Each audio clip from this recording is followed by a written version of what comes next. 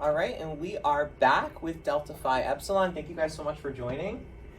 Thank you for having us. Yeah, of course. And just, if you want to, we'll kind of go through, down the line. We'll do like an introduction to like who you guys are and about Delta Phi Epsilon, and just kind of then we'll get into the questions. So we'll start with you, Isabel, if you want to tell people who may not know who you are a little bit about yourself.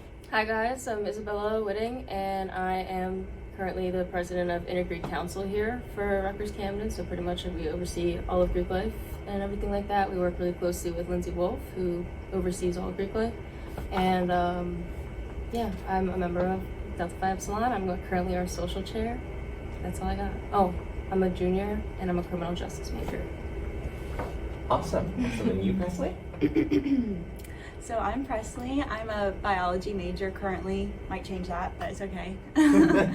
I'm also on the Inter-Greek Council. I'm the Vice President of Service and Special Initiatives. And then I'm currently Vice President of Programming of Delta Phi Epsilon. And then I'm taking over as President of the Pre-Vet Club for the fall. That's awesome. That's awesome. I'm Emma Grace Gerberback. I'm a junior nursing major. I'm our member at large in Delta Phi Epsilon, so I do like sisterhood events and our other stuff. And yeah, that covers it. That's awesome. Awesome. Thank you. And maybe just tell us a little bit about Delta Phi Epsilon, just in general, for people who may not know what you guys are up to, or what you guys do on campus, for anyone who hasn't been formally introduced to the organization. Sure. So we are a social sorority on campus. We're under the Panhellenic Council. Basically, that means we're just promoting socialness, and I don't know what that's called, but like mixing other fraternities and sororities together to promote like harmony. Yeah, that's our like goals, engagement on campus and things like that. Networking. But that's basically what a social sorority means. And then we have about 20 active members right now, and our founding principles are justice, sisterhood, and love, and that's really what we go by and how we look to recruit members as well. We also do more stuff than just social events. We do a lot of fundraising. We have to have, how many? 23 volunteer hours? 24 service hours. I thought you were getting into our philanthropies. Yeah. We have 3 philanthropies, and we have to raise money for like all 3 of them. So that's Cystic Fibrosis Foundation, Anorexia Nervosa and Associated Disorders. And the Educational Foundation. Yeah, and then our Educational Foundation for our sisters. That's awesome. So you guys seem like you guys cover like a wide range of different things on campus and like outside of campus too. Yeah. Yes, definitely. Yeah, that's awesome. And I think, from just looking into you guys a little bit more and learning a little bit about like what a social sorority is, I kind of kept coming back to this theme of like belonging and how it really kind of encourages students to really become more engaged on campus. And so I'm curious, from your perspective, as someone who's really a part of that side of campus especially, what do you think is necessary for academic support offices, even the campus at large? What do you think really creates that sense of belonging for students, and how does that really kind of impact their day to day? In regards to Greek life specifically? Yeah. You can go Greek life specifically, and also just in general for students that may not be in Greek life, just what you've seen from your experiences.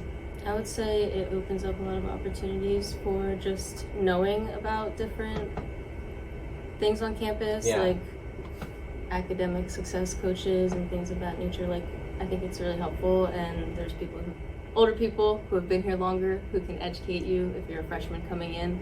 It's really great. Yeah, that's awesome.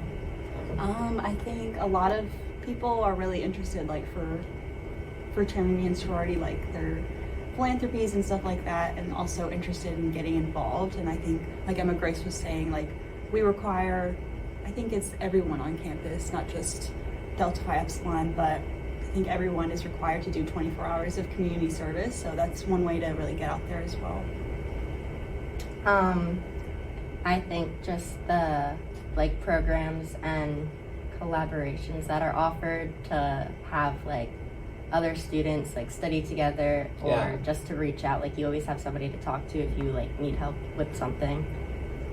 That's super cool that there's that requirement for like the community service hours. I'm curious, like what goes into that? Like what kind of community service? Like say someone is just, they're just joining the sorority. Like what will they typically find themselves getting into first when it comes to getting some of those hours down? So we have like a little Excel sheet where we can track it, but we have philanthropies, so we have events for those. So for example, in the fall we had ANED, I Love My Body picnic, so we had people donate and come out for that event. In the spring, or depending on what it is, but we have Cystic Fibrosis Foundation. In the past we've done D for Dude. So those are some events. We also have like Sisterhood and then Greek Life as a whole community service events. For the Inter-Greek Council, our philanthropic partner is Cathedral Kitchen, so we're going to be hosting events for that as well. That's awesome. Super cool. And I know also, correct me if I'm wrong, I know for most sororities there is also a very, there's a high academic standard as well. Mm-hmm. And one thing that I was curious about is, for people who maybe, are struggling academically right now, and maybe they aren't used to, maybe they want to join a sorority, but they aren't used to kind of maintaining like a high academic standard. It might be a challenge for them. What kind of like tips or suggestions or mentalities would you give to people who are really looking to kind of hold themselves to a higher standard academically, but they may not exactly know where to start? I was actually someone coming into college who was one of those people. Yeah. And I was like, God, I gotta get out of this or I'm just gonna, do terribly in school. Yeah. So I was like, you know what?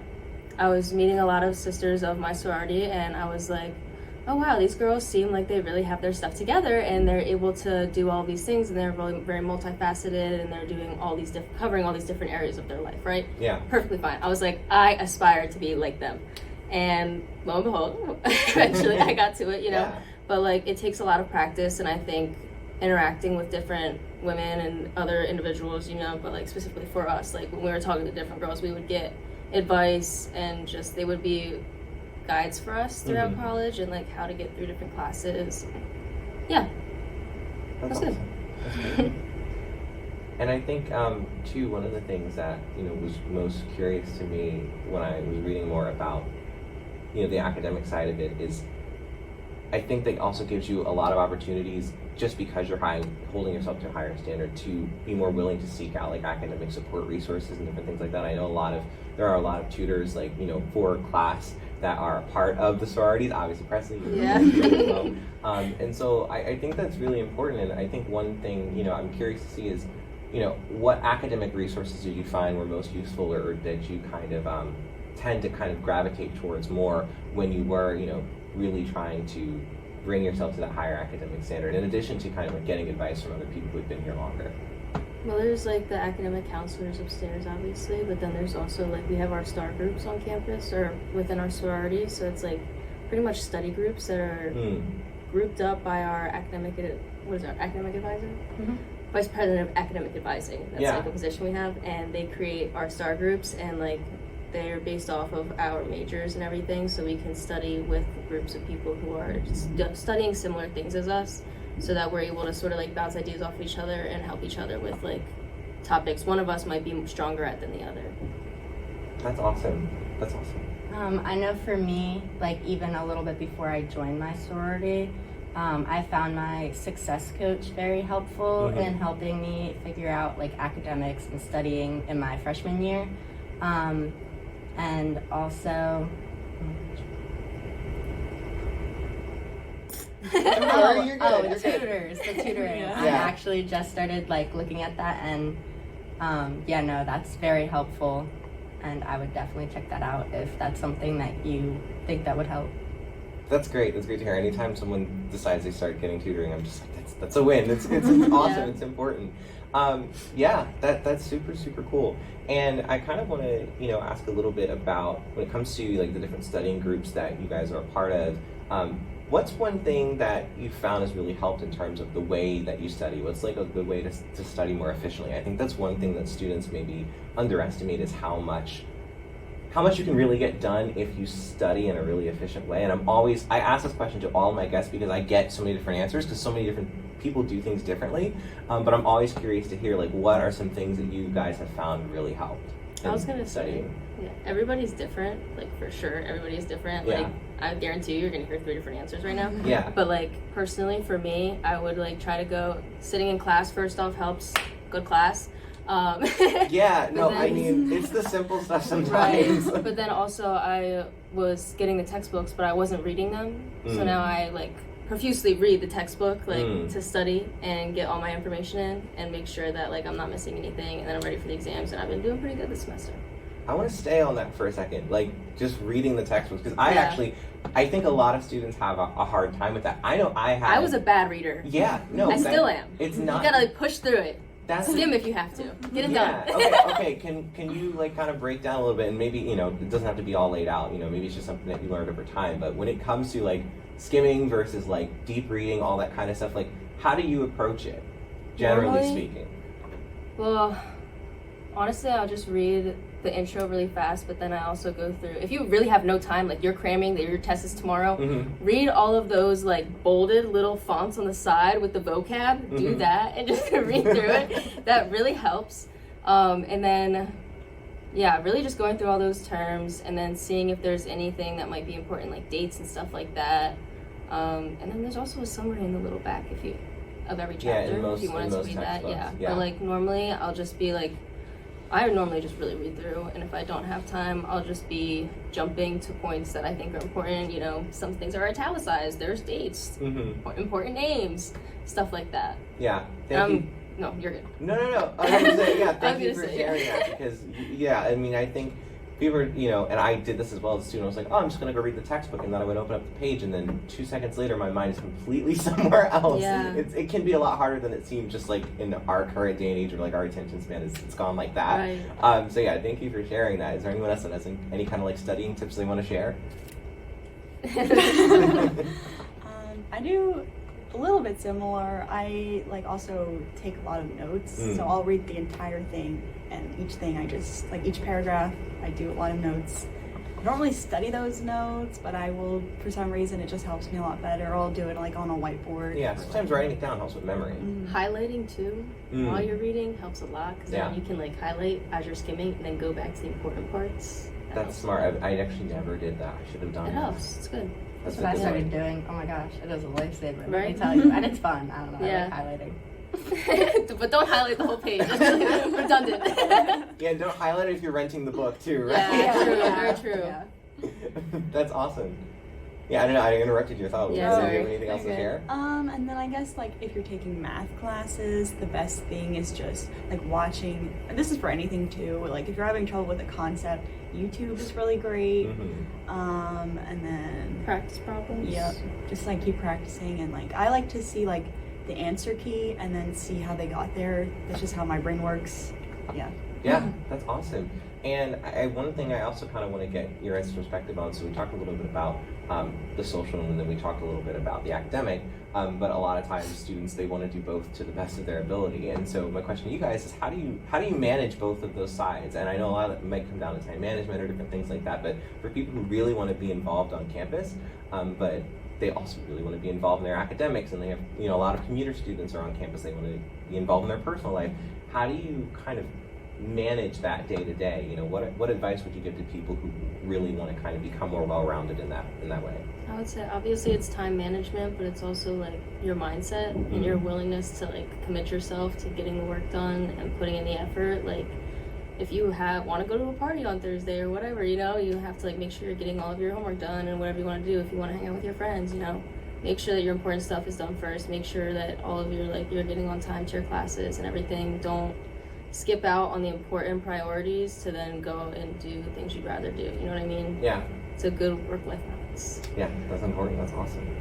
I think it's okay to say no to things too. Like if you need to cancel, it's okay. I'm still teaching myself that one. It never ends, that lesson. And then also for like grades, like yeah, they're important, but I've also failed grades or tests, and it's okay. You're gonna get through it. Just like keep trying, basically. Yeah, don't give up. I would say that before anything else, you are going to college for a reason. You're not here. Of course, you're here to meet people and socialize, but you came here to get a degree, Yeah. to get a job. So you always have to make sure to put your studies and schoolwork first. And as much as like it sucks, like I know nursing majors studying, oh my gosh.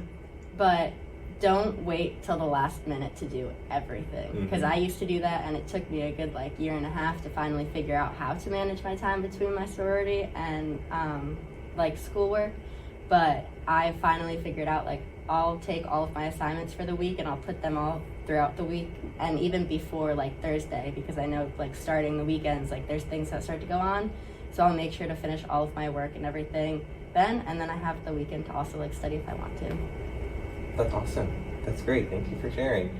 And kind of, I want to stay on that a little bit, but I also want to kind of come at it from a different angle when it comes to academic support on campus and ways that it could be improved, or even, it could be academic, or it could be also something social that, breeds, more of a sense of belonging, different things like that. But I want to know from your perspectives, what's something that could be changed like right now on campus that you think would like really actively improve either academic support for students, or also like, just sense of belonging and from a social perspective as well. It doesn't have to be something large, but just something that you've noticed in your time here that you like, if this was highlighted or, emphasized a little bit more, it would really help students. You can take a second to think about hard. it. Yeah, you have to jump into it. I think from a social perspective, I just thought of like, don't be scared to just like say hi to someone. Like, you walk past people all the time, and I know like me specifically, sometimes I'll be walking past people and like I get a little social anxiety, so like I just stare at the ground and like walk really fast past them. Yeah. But instead I could just look up and be like, hi, and then like that's it. Like I think that that's like cute that people like having like just a nice little hi, or like how you doing, like on campus. It does help. It helps the day to day. Yeah. Especially if you're like a commuter student, putting yourself out there helps a lot. You're not going to meet anybody by, just heading out to your car the minute your class ends. Yeah, for sure. Like, because I was a commuter student, and it wasn't until I got involved at the Learning Center, and then I started tutoring, and then meeting other like organizations, and then doing the classroom and collaborating with different people that I really was able to find that I actually could connect with these other people, and then that made me more motivated to do, like my actual work and then studying with people too. So I think that's huge. And one question I wanted to have for you, Presley, specifically, as a peer tutor, what's one thing that you've found when it comes to working one-on-one individually with people, and that whole process for people who maybe have never had tutoring before? Could you maybe lay out how, just from your perspective, how helpful it actually is? Because I didn't tutor very much. I was typically on the other side of it. And so just from your perspective, having tutored, dozens of students, can you just like share a little bit about how you've been able to see their progression and just how it really does help students? So I'm a course assistant for Intro to College Algebra, and then I also tutor one-on-one for Chemical Principles 1 and then Calculus 1. So for me, I really see like, I really enjoy it personally, but the students really tell me that like it's a much different perspective than a teacher. Like you might not like how your teacher teaches, and so having it broken down and being a lot slower, and we go at your pace, and then how you learn, it's just very rewarding for me and the student. Yeah. So, yeah. That's awesome. That's really cool, because I think the personal aspect really kind of helps bridge the gap between like the anxiety of the actual work, and I think it just kind of like it calms things down a little bit. So that's great. That's awesome. And then I also just kind of want to talk a little bit about like different things that you guys are up to on campus like this semester, if you want to share for people that may want to come check them out or learn more about them. Is there any kind of like upcoming events that you guys have going on? I don't know, actually. We are having our Krispy Kreme fundraiser right now. Yeah, so awesome. that's promoting or like raising funds for our educational foundation, which provides scholarships to our sisters, which is really important to us. And then we might have some like, I don't know, we'll have like more community service events with Inter-Greek Council. And then for me, we have pre-vet clubs who are having some animal shelter food drives and stuff like that. So, yeah. That's awesome. That's awesome. Thank you guys so much for, hopping on. I really appreciate it. And, I really also appreciate the willingness, because there's a lot of organizations on campus, and I want to make sure that like every different sector of the campus is kind of getting represented when it comes to coming on and sharing the things that they're up to and the things that they want to see change on campus and improve. So I really appreciate you guys coming on. And if you want to do you want to shout out any of your socials? Is there anything else that you want people to know? Draw attention to anything else? Can I shout out an event coming up? Everything, anything. Ooh, what day is it? Hold on. Yeah, definitely get that date. Okay, so it's Meet the Greeks, and it is on November 16th at 7 p.m. and it's going to be, I'm pretty sure it's in the NPR in the campus center. Okay, NPR, November 17th or 16th and the 17th, time? 17th. 17th? Yeah. Okay, I had it right. And the time was 7 p.m. Oh wait, was it the 16th? I don't know. Shoot. 16th. So Okay. right. Okay, I'm confusing. November 16th, 7 p.m. awesome. There's a lot of numbers. Tickets are $5. You can get them at the Impact booth in the campus center. All right. Great. If you are interested in Greek life on campus, I forgot to mention also I am a Greek ambassador. But if you're interested, you can follow OFSA, RUC_OFSA on Instagram. and they have all the updates about all of our Greek organizations on campus, and you can get to know all of them because there's about 13. Yeah, there's a lot. There's a lot. Yeah. Yeah. And there's something out there for everybody, even if Yeah. it's not Greek life, like clubs.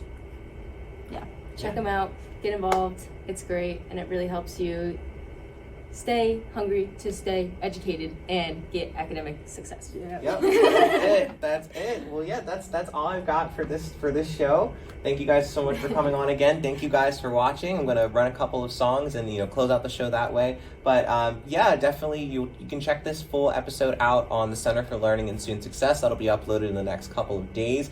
Make sure to follow RUC_Learning Center to keep in touch with class, and follow RUC_OFSA, Yeah, right? yeah, Yes. yep. Awesome. And yeah, thank you guys so much for tuning in, and I will see you guys next week. Have a good one.